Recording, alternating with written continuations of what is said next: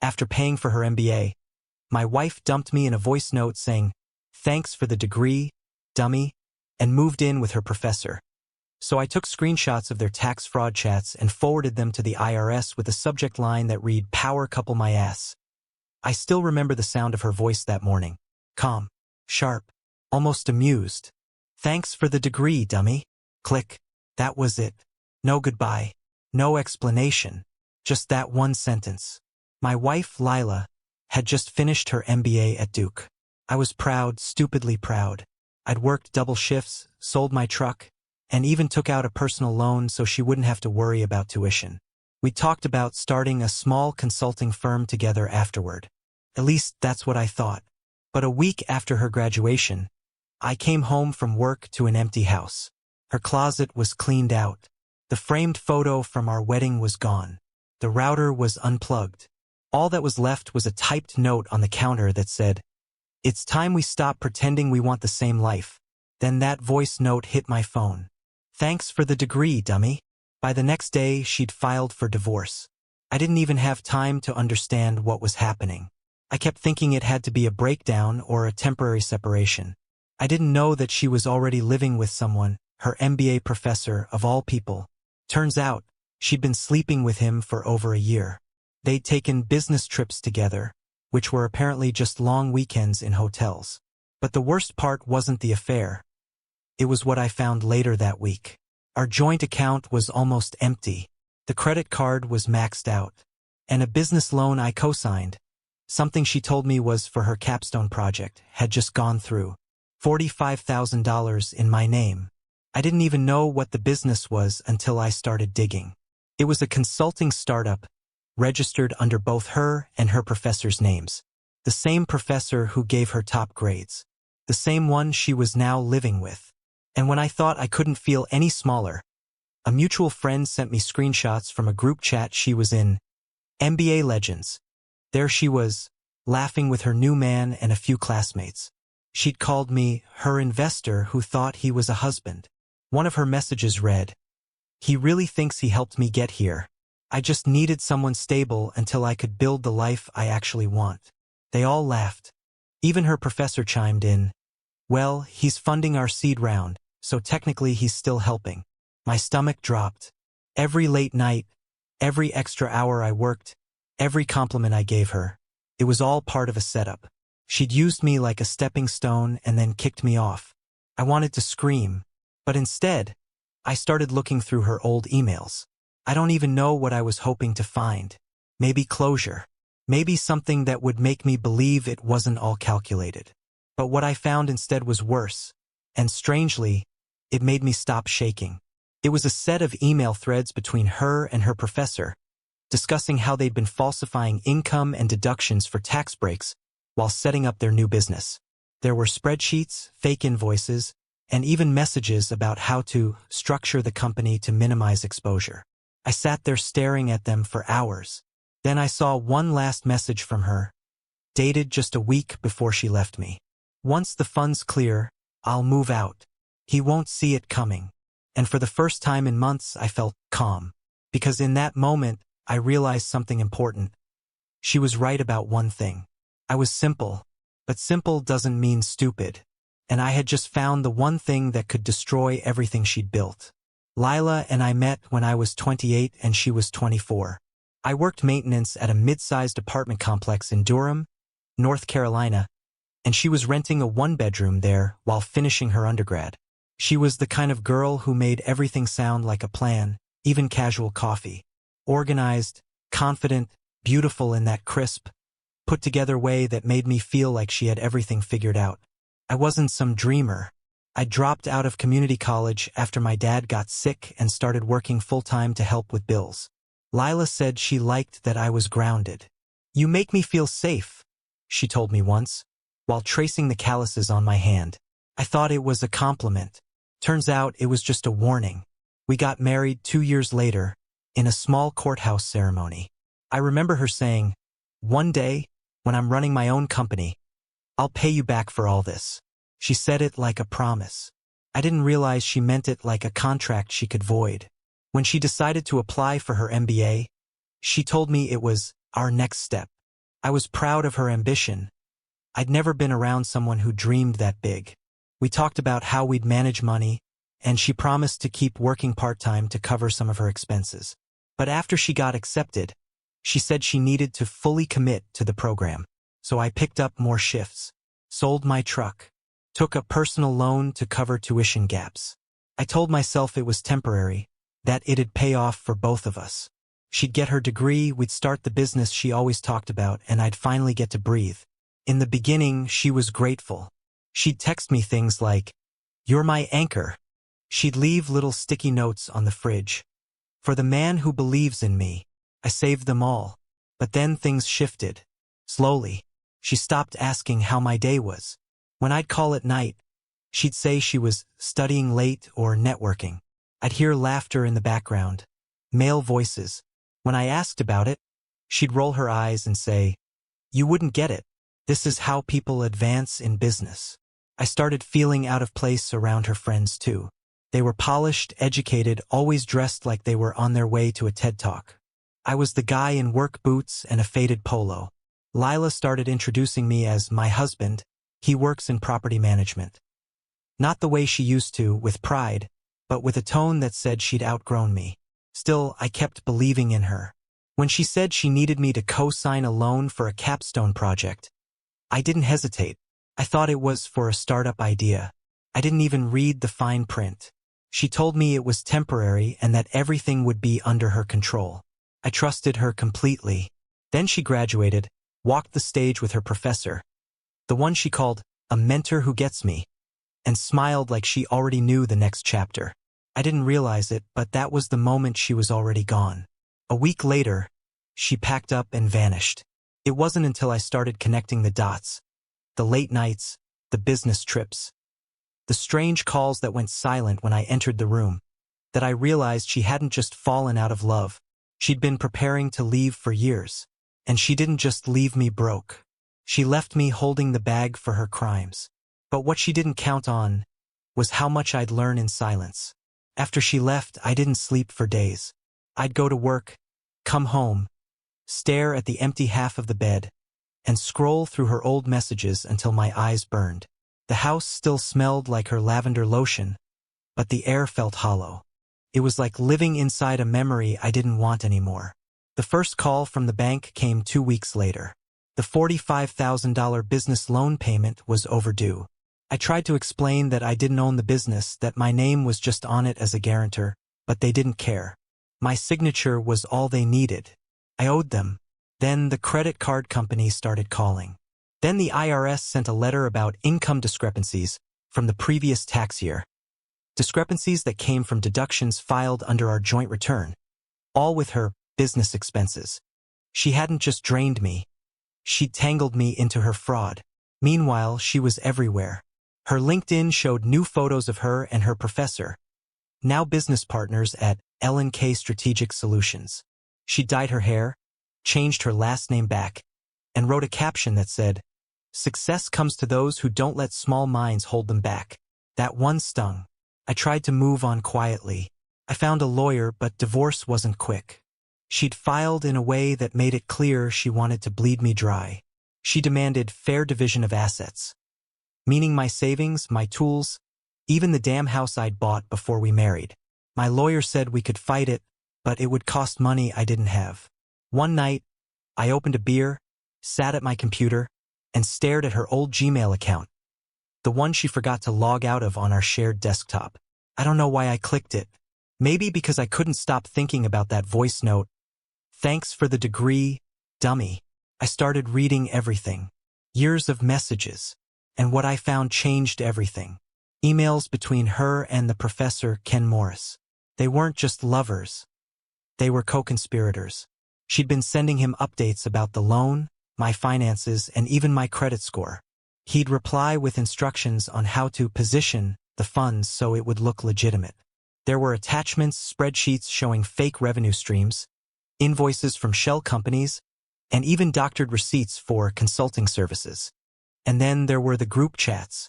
She'd shared screenshots of my texts to her, the ones where I told her I missed her, that I still believed in her, and they laughed at them. "He's emotionally stunted," she wrote once. He'll never catch on. Her professor replied, "That's what makes him perfect. Predictable." That line flipped a switch in me. Predictable.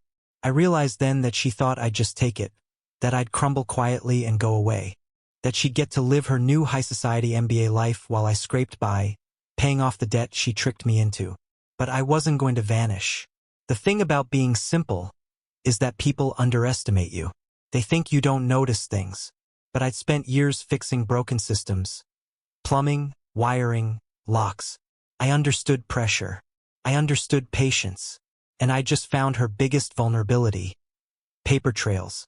Because if she and Ken had really committed tax fraud and I could prove it, I had leverage. Real leverage. I started saving everything.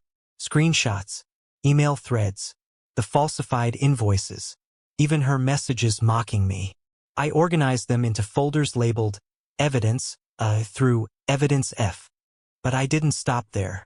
I started watching. Quietly, I followed her business online, tracking her updates, noting every client name, every new project. I could see the cracks already forming. Their reviews weren't great. Their consulting services looked sketchy. And one night, while scrolling their Instagram, I noticed something small. Something she probably thought no one would care about. A photo of her and Ken celebrating their first successful quarter. On the desk between their champagne glasses was a folder. The title? Q1 Tax Filings, Final. And right there, in the reflection of a wine glass, I could see the first line of their spreadsheet. It was fake income. Numbers that didn't match what I saw in the bank records. I didn't sleep that night, but not because of heartbreak. Because I finally had a plan forming. The plan started simple. I'd collect proof quietly, send it to the IRS anonymously, and let them tear her world apart. But the deeper I dug, the darker it got, and the more personal it became. It wasn't just financial fraud. She and Ken had been using my identity in some of their filings. That business loan I co-signed?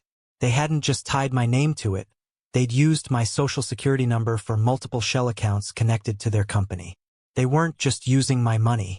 They were using me as their fall guy. The realization hit hard one evening when I got a letter from a financial institution I'd never heard of, a debt consolidation account in my name, tied to their business address. $18,600. I called the number on the letter. The agent told me, politely, that the account was approved through my listed employer, L&K Strategic Solutions. My stomach turned. That's when it clicked. They'd used my personal information to funnel fake income through their firm. And when the audit came, it would look like I was the one committing fraud. I called my lawyer immediately, told him everything. He sounded stunned. "You're saying she's using your SSN to launder money?" "Yeah," I said, voice shaking. "And I think she's setting me up to take the fall." He told me to get copies of everything and not to confront her directly. "You need to be smart about this. If she's that calculating, she's expecting you to explode." But I wasn't planning to explode. Not yet. That night, I logged back into her Gmail and found a draft folder full of unsent messages. Most were boring business stuff until I found one she'd written but never sent.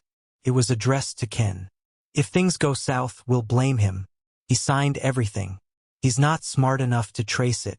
Just make sure the accounts are clean by April." She'd written it 6 months before she left me. 6 months. She'd been planning this while she was still kissing me goodnight, while I was still making her coffee every morning, while I was paying her tuition.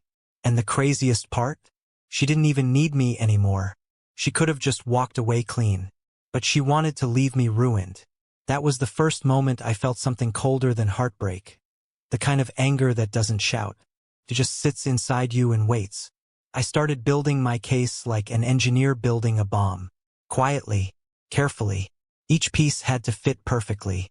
I made copies of every incriminating file and saved them in 3 separate places. One hard drive hidden at my brother's place, one encrypted USB I kept in my glove compartment, and one uploaded to a cloud folder under a fake name. Then, while going through more of her old files, I stumbled across another surprise. Something that made my chest tighten and my hands shake. A spreadsheet labeled, Projected Buyout Timeline. It was a breakdown of when they'd cash out of the business, with dates, amounts, and notes about next steps. Next to Ken's name, it said, Dubai expansion. Next to hers, it said, full relocation, Denver. New partner. But under liabilities, next to my name, she'd written, discredit before Q3, and then, in parentheses, he's too emotional to survive public embarrassment. That line. That damn line. She didn't just want to ruin me financially. She wanted to break me publicly. To make me look pathetic, unstable, disposable. It wasn't just betrayal anymore. It was a plan. A slow, surgical execution of my life. And she'd underestimated the one thing that had always made me dangerous: patience. So instead of running to the authorities right away, I decided to take it a step further.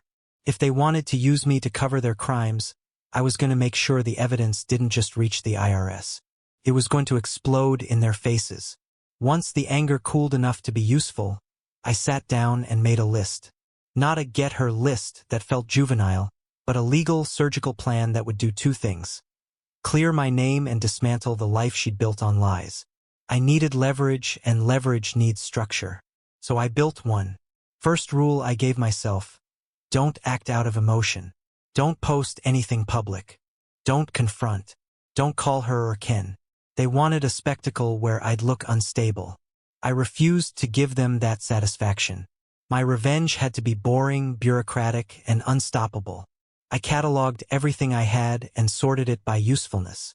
Full emails and attachments were the gold, spreadsheets with fake invoices, draft messages that admitted intent, screenshots of the group chat where they joked about using me as funding, the reflection in the wine glass that showed the spreadsheet title. Then there were the financial paper trails. Loan documents with my signature, the debt consolidation account tied to their business address, payment ledgers that didn't match reported income. I printed copies, labeled them, and made 3 sets. One set went into a locked safe at my brother's place. One set I scanned and encrypted to a cloud account under a pseudonym. The third I left on a USB drive in my glove compartment. Old habits from years of fixing things, always prepared. Next, targets. You can't bring down a crooked operation by telling strangers on the internet. You need institutions that move, that have teeth. I ranked them: IRS Whistleblower Office, North Carolina Department of Revenue, Duke University's Office of Audit and Compliance. Ken taught there during her program. The local district attorney, Better Business Bureau, and a reporter at the Durham paper who'd covered white-collar stories before. Each target needed a tailored package. Timeline, documents, a clear ask. My lawyer helped shape the legal angle. He warned me about pitfalls, defamation suits, allegations of tampering, even how the IRS treats anonymous tips. You can't just fling documents and hope, he said. You need a narrative. Demonstrate intent, show how the fraud was executed, and prove you're not complicit. That was when I realized something important. This wasn't only about revenge. If I did this right, I'd stop being a scapegoat and become the whistleblower who saved the company's victims from further theft. I created a narrative file: dates, meetings, who said what, and where the money flowed. I annotated spreadsheet lines with plain language notes explaining why numbers were impossible, like listing a consulting fee from an NGO that never paid them, or duplicate invoices with different dates. I wrote a cover letter for the IRS, one for Duke, one for the DA, and one for the paper. Each letter was blunt, unemotional, and focused on facts.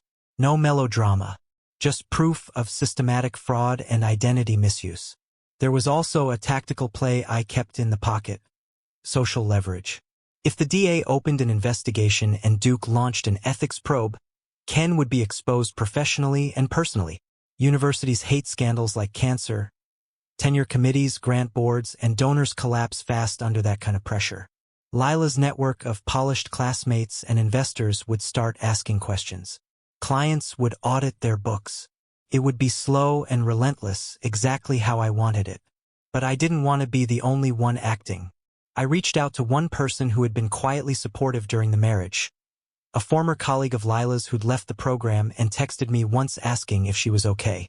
I sent a careful, factual message and asked if she'd be willing to speak to an investigator if called. She said yes. Finally, I wrote the message that felt like crossing a line. I assembled the clearest packet, drafted mission emails, forged invoices, loan docs with my signature, and the projected buyout spreadsheet with the note about discredit before Q3. I formatted it professionally, labeled exhibits, and attached a short, cold summary. The following demonstrates coordinated tax fraud, identity misuse, and conspiracy to defraud lenders. I am not complicit. I am a victim. Please investigate. I hovered over the send button more than once. Part of me wanted to fire it off to every inbox and watch the world burn. But the smarter part of me held on. This needed to land where it would do the most damage with the least chance of bouncing. Somewhere official. Somewhere that could act without being swayed by her smile and polished LinkedIn profile. So I chose my first recipient carefully. I uploaded the packet, triple-checked the recipient address, and typed 4 words into the subject line. Then I hit send. I didn't tell anyone what I'd done. I sat back in my kitchen chair and listened to the clock. My hands were still shaking, but in a different way, not from the loss, but from the possibility of justice. I'd started a process I couldn't fully control. That scared me, but it was also the exact moment I stopped being predictable. 3 weeks passed with nothing. No calls, no letters, no acknowledgement. I started to think my packets had disappeared into some bureaucratic black hole. Maybe they were sitting in an inbox somewhere labeled to review under a stack of real cases. Meanwhile, I was still getting calls from creditors. The stress was starting to chew at me again. Then, one morning, I woke up to my phone buzzing nonstop. Unknown numbers. Then texts from friends. Then a notification from the Durham Chronicle. Local professor under federal investigation for financial misconduct. I sat up so fast my coffee spilled. The article named Dr. Kenneth Morris, co-founder of L&K Strategic Solutions, under investigation for alleged tax fraud and misuse of funds. It didn't mention Lila by name, but it described a second individual tied to the company, under review for possible identity theft and loan fraud. It worked, but the real twist came that afternoon. I got an email from a government address, Special Agent M. Carter, IRS Criminal Investigations. It wasn't a scam. It was official. They had questions for me. My hands shook as I read it, but then I noticed the tone. It wasn't accusatory. It was sympathetic. They already knew I was the whistleblower. My anonymous packet wasn't as anonymous as I thought. When I met the agent a week later, he showed me documents I hadn't seen before. Files Lila and Ken had tried to delete. Turns out, once the IRS subpoenaed their accounts, they uncovered backups stored on their business server. And in those backups, there were drafts of emails between them. In one, Ken wrote, "If this collapses, she'll take the hit. Everything's in her name anyway." My stomach flipped. He was planning to throw her under the bus. The agent leaned forward and said, "You probably don't want to hear this, but your ex-wife came to us yesterday. She tried to claim you and her professor conspired against her. Said you forged her name." I laughed, couldn't help it. "She's really trying to spin it that way?" He nodded. "We have enough to know that's false. But it looks like she's realizing she's been played too." And just like that, I saw the bigger picture. Lila hadn't just used me. She'd been used too. Ken wasn't just some sleazy professor. He was a predator who knew exactly what kind of person she was. Ambitious, manipulative, greedy, and he'd weaponized that against her. She thought she was climbing with him. Turns out she was just a pawn in his game. A week later, Duke University announced that Ken had been placed on administrative leave pending serious financial irregularities. His photo vanished from their faculty page. His LinkedIn went dark. Then Lila called me. First time since the divorce filing. I didn't answer. She left a voicemail anyway. "Please," she said. Her voice cracked halfway through the word. "You don't understand. He made me do things. I didn't know how deep it went. If you just tell them I didn't mean to." I stopped the message there. Sat in silence for a long minute. Because suddenly, everything made sense. The fake invoices, the buyout plan, even her obsession with co-signing everything. Ken had been orchestrating it all behind the scenes. And when it came time to take the fall, he'd made sure her name, not his, was everywhere. She wasn't innocent, not by a long shot, but she wasn't the mastermind either. The mastermind had been grooming her from day one. and the same arrogance that made him believe he could manipulate her was about to become his downfall. Because I still had one last card to play, something neither of them knew I'd kept. I met with Agent Carter again 2 weeks later. He asked me to bring any additional material I hadn't turned in yet. I didn't tell him about the last thing I'd held back, a folder labeled, Ken, Mentor Emails. It wasn't because I wanted to protect Lila. It was because I needed to understand why. Why she'd done it. Why she'd sold me out so completely.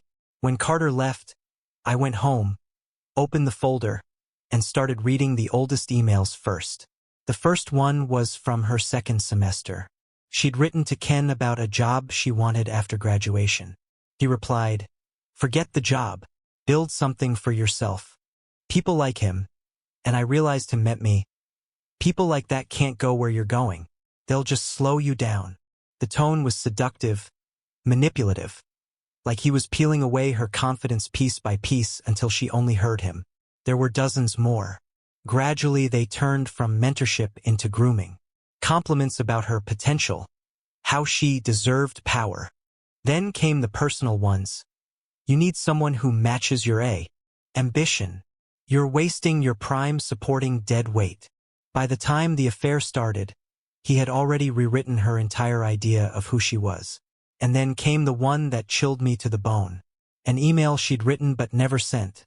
Drafted the night before she convinced me to co-sign that $45,000 loan. He'll do it. He always does. Sometimes I feel sick about it, but then I remember what you said. Sacrifice is part of evolution. She never sent it because she didn't need to. She already believed it. I scrolled further and found the thread that showed the real cruelty behind everything. Ken had been using her. Sure, but what broke me wasn't what he did.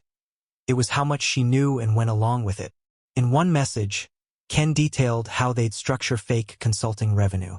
Lila replied, "If we play it right, by the time he figures out what's happening, he'll already be the fall guy." And honestly, that's what he gets for being so small-minded. There it was. Her reason. Cold. Simple. She didn't cheat because she fell in love. She didn't steal because she was desperate. She did it because she could. Because she believed people like me, ordinary, loyal, blue-collar guys, were stepping stones for people like her. She thought kindness was weakness. Trust was stupidity. And she wanted to prove she could win in a world built on ambition, no matter who she had to crush to get there. Ken fed that belief. He'd spent years molding students like her, young, eager, slightly insecure, into tools for his schemes. He picked them, built them up, used their names for grants and shell projects, and when the walls closed in, he let them take the blame. Lila wasn't his first.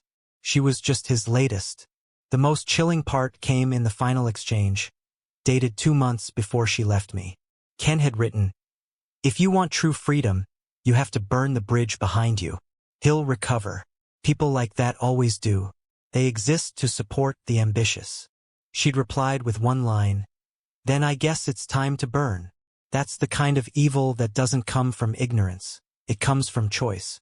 From the decision to see empathy as a flaw and cruelty as power. When I finished reading, I sat there in the dark, staring at the screen. My heart wasn't racing anymore. It was steady, cold. I finally understood her. And understanding her made what I did next feel less like revenge and more like balance being restored. Because the one thing Ken and Lila both underestimated, the same simplicity they mocked, was my ability to wait, to watch, and to strike only once. And when I did, it wouldn't just ruin them. It would erase the illusion that either of them had ever been in control. I didn't do anything dramatic. No car chases, no threats. That's not my life. My revenge was paperwork and persistence. The slow, boring kind that crushes people who think they're untouchable. After Agent Carter interviewed me, his team moved faster than I expected. They issued subpoenas to L&K Strategic Solutions, froze the business accounts, and put a hold on Ken's university grants. Duke opened an internal review.